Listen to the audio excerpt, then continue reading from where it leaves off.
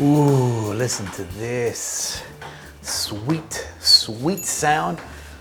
My voice, that was terrible. I clicked on that link again. I'm not even gonna talk about it. So if you didn't watch it, I'm gonna tell you. For those who did, you're scarred for life, and I'm sorry. I was scarred for life. Anyway, good news is I sound heavenly almost. Welcome to Maté Talk. It's so good to be with everyone. I'm hoping that you have an awesome drink. Here's the drink tally from last week. Boom. Let me just point out. We had, so I put it down as water, but it was actually coconut water, but there's also a juice in there. So the question is coconut water a juice or a water? Tricky, right? I mean, we handle tough stuffs, big things here on Maté Talk. But I also want to do a massive shout out to both Ryan and Harold. Maté, baby. So 3 votes for Maté. Cheers, gentlemen. Well done. Welcome. Hello. All right, so let me kick off. We've got a fun Maté Talk. You saw the thumbnail. Xerjoff always pops. Well, Xerjoff, I've got a few, anyway, I'll come to that, but I'm smelling divine. As Hannah was doing the focus and all the rest of it, I'm going, man, I smell so good. Hello. So first things first, the France perfume tour. It's closing. The door is closing.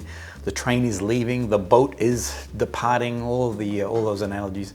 1st of June, we need to close the door on this because we now need to finalize all the bookings and payments and hotels. I mean, for those we've already booked hotels, all right? So everything be cool. You guys have all got a nice room in Paris, also in Grasse.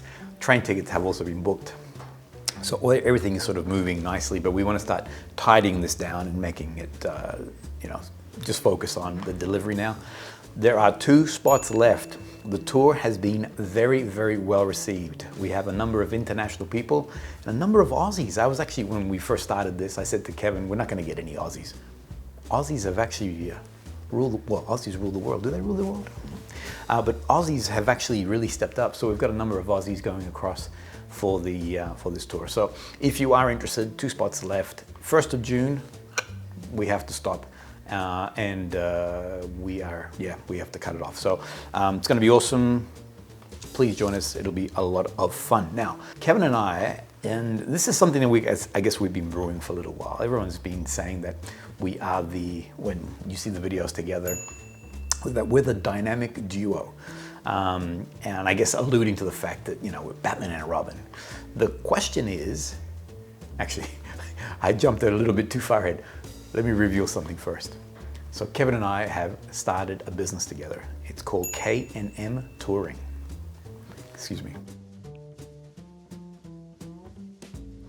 And it was in, obviously the motivation was this France perfume tour that we're putting together. But this also, I guess, we've been brewing this for a little while. We've been conjuring up these concepts, or this concept. And the France perfume tour is the first iteration of it. So watch this space. There's other things that are currently in the play. I won't reveal just yet. We'll talk about it after the 1st of June. Right now, would love you to join us for the France perfume tour. And then we'll talk a little bit more about what's happening further down. But going back to my story about who is Batman. And this is where I wanted to lead to, because I want to show you this. Have a look at this thumbnail. So the question is, who is Batman? I mean, I want to be Batman, and I'm guessing Kevin wants to be Batman, so we want you to vote. All right? Not that Robin is not cool. Robin is cool, but come on, Batman is Batman. So this is Kevin's video. I haven't watched this, so I'm going to watch it alongside you. So this is my first reactions, and so I asked Kevin to do a reel to vote for me. And as him being Batman. So what I'm going to do, let me get this ready. As soon as he sent me this yesterday, I literally just cracked up laughing. So, hang on a second.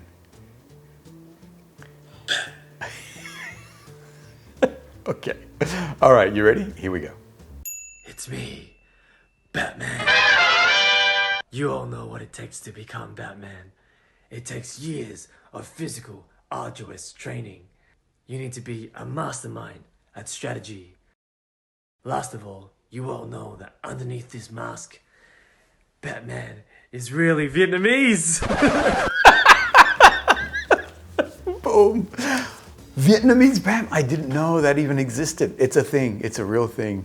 Allora, okay, so I'm glad that we're going cultural because I want to show you, this is my vote at being Batman. You ready? Hola, yo soy Batman. A mí me gusta la aventura, los perfumes nicho, besos, abrazos y hago amor con pasión. Me conocen como Marcelo Oillataguerre, pero yo soy Batman. There you go. I love that Kevin lent towards his nationality. I lent to mine. I love that Batman, or my Batman, is well, he's Latino, and so, you know, come on. I mean, it's a Latino Batman. So we would love you guys to vote. Who is Batman? So put it in your comments, put it in brackets. First, let me know what you're drinking, and then tell me who you're voting for. Just put Kevin or Marcelo, and we'll tally up next week and reveal who is Batman from K&M Touring. All right, bada boom. Let me move on actually before I do that. Sorry, I'm just thinking about the Vietnamese Batman. Good on him. Allora, so if you're new to Maté Talk, what's Maté Talk about apart from, well, this is the little side videos. It's about dealing things that are happening week on week, okay? So ask me a question and I will incorporate it into today's Maté Talk. So it's a week on week scenario. I had this question raised a few days ago by a gentleman by the name of Vitek. We had a bit of a conversation. He saw the Xerjoff video that I created, or episode that I created. For those who might be interested, I've actually created 2 of these. So he actually commented in part 2. And the question was, we started off with, you know, like, tell me some more about, you know, Neo versus Renaissance and da-da-da. And then finally he said, look, I'm interested in, I want to buy NAXOS. I've got my eye on NAXOS. But after that, where do I go?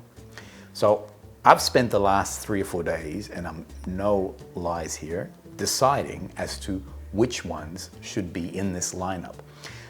I finalized that I needed 6. I can't do 5. 5 is not enough.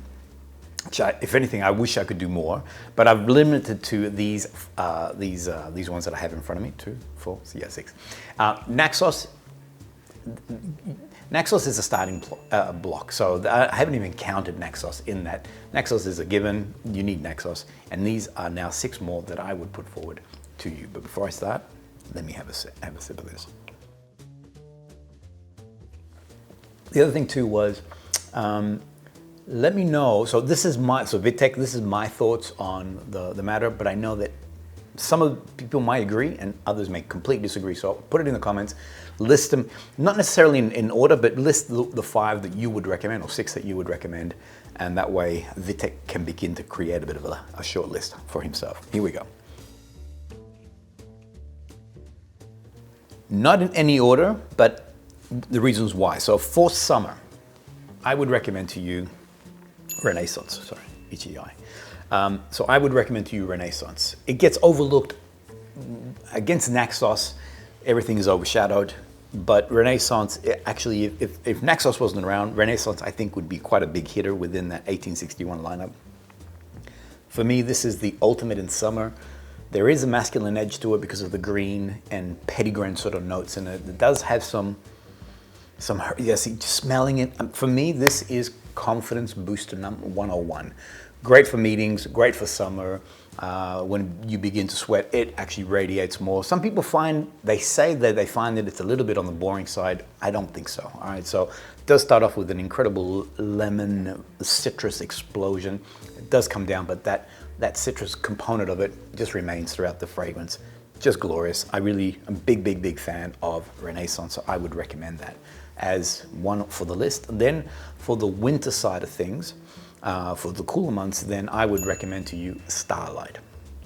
This is another one that everybody in my family enjoys Starlight as a fragrance. I put it on today, And this is one of the fragrances, as I was getting, you know, the focus and all the rest of it, I'm like, man, I smell good. I can smell this thing popping on me. Cardamom can be quite a polarizing note. Some people really love cardamom in their fragrance, and other people are like, oh my goodness, it's too, it's too pungent, it's too aromatic, it's too strong. It's blended in here, just so beautifully. There's a milky vibe to it. There is an almond component to it. There is a cinnamon, so the spices in here are beautiful. It does have an amber accord in the base, so it dries down, warm. To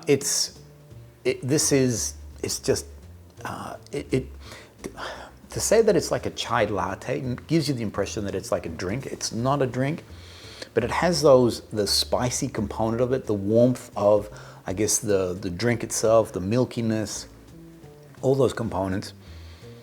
Anyway, as a winter fragrance, just divine. Starlight, big recommendation.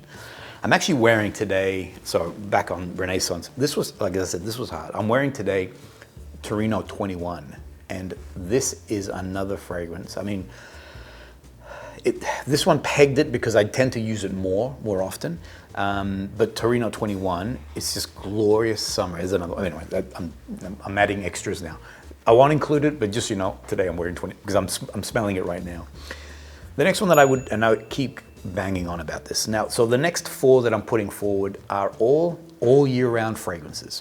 These 2 that I shared, I don't wear Starlight in summer. I find that it's a little bit heavy. It's very, it's a heavy, very ambery fragrance, and it's a bit heady. And I don't wear something like Renaissance in winter. It's way too, I want something warmer on my skin. It's too citrusy, great for summer, sweat, and this baby pops. So these now are all year round fragrances. Admittedly, I don't wear Tony IOMMI. I've been calling it IOMMI. And someone's sharing, say, you're saying it wrong, and it's true. I apologize. IOMMI. So I don't wear Tony IOMMI in full summer heat, but I do wear it in going out on a summer night. I've worn this, for those who know, Sandra and I do dancing. We like to go social dancing.